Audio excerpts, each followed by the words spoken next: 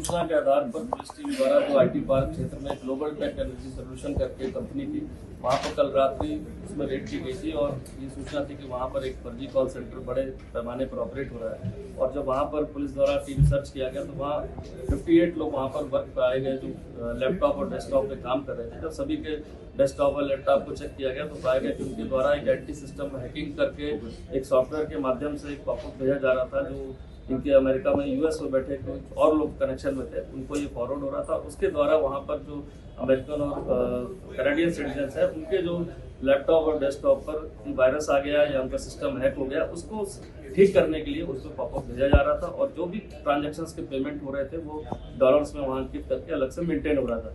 क्योंकि प्रथम दृष्टया जो टीम गई वहाँ पर टेक्निकल टीम द्वारा जब सभी डेटा देख लिया गया तो ये पूरी पुष्टि हुई कि ये फर्जी कॉल सेंटर इस तरह से यहाँ से जैसे पूर्व में ऑपरेट होते थे इस तरह का यहाँ पर पाया गया।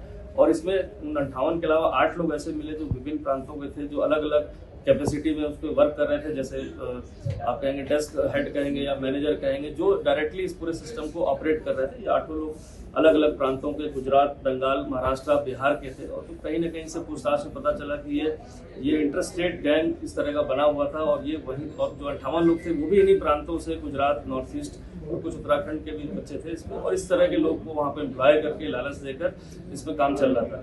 पूरे मौके से जो हमारे टीम ने उसमें किया, उसमें 81 जो है हमारे लैपटॉप थे जो यूज हो रहे थे, 29 डेस्कटॉप लगे थे।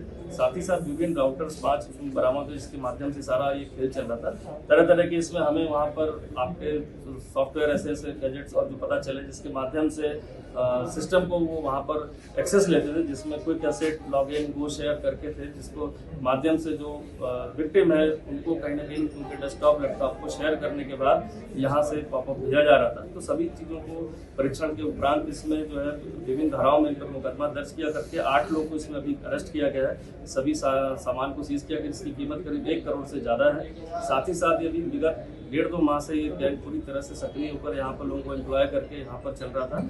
अब इसके कुछ कनेक्शंस मिले हैं जो अलग बाहर की कंट्रीज में मिले हैं, जहाँ से इनका ट्रांजैक्शन भी ट्रेल मिली है। और साथ ही साथ कुछ ऐसे नंबर्स भी आए हैं जो बाहर से इनके साथ कनेक्टेड थे और ऑपरेट हो रहे थे, जिसके बारे में भी जानकारी की जा रही है। देखा जाए तो एक कॉल सेंटर जो विभिन्न प्रांतों के बच्चों को लाकर और विभिन्न प्रांत के जो इसमें मास्टर हेड्स मिले हैं जो काम कर रहे थे, तो कहीं ना कहीं ऐसा लगता है कि इंटरस्टेट ये गैंग था जो पूरी तरह से यहाँ पर ऑपरेशनल होने के लिए यहाँ पर सेटअप किया था। और इसमें समय रहते इसकी सूचना पर इसको पर्दाफाश किया गया है। क्योंकि इस तरह के कॉल सेंटर में सबसे बड़ी बात ये रहती है कि विदेशी नागरिकों को ठगने के साथ ही साथ ऐसे कॉल सेंटर्स कहीं ना कहीं साइबर फ्रॉड में भी इन्वॉल्व होकर इंडिया में भी ऐसे अपराधों को कारित करते हैं, जैसे पूर्व में कैसी बात प्रकाश में आई है। उस एंगल को भी हमारी टेक्निकल टीम चेक करेगी कि क्या साइबर कहीं ऐसा तो नहीं कि इंडियंस को भी साइबर फ्रॉड के तहत यहाँ से ऑपरेट किया जा रहा हो। ये सभी चीज़ इन्वेस्टिगेशन के अंदर है। इसमें प्रथम बार जो है BNS के तहत धारा 111 के तहत भी इन पर ऑर्गेनाइज क्राइम के तहत इसमें मुकदमा दर्ज किया गया है। और बाकी अभियुक्तों को न्यायिक हिरासत के लिए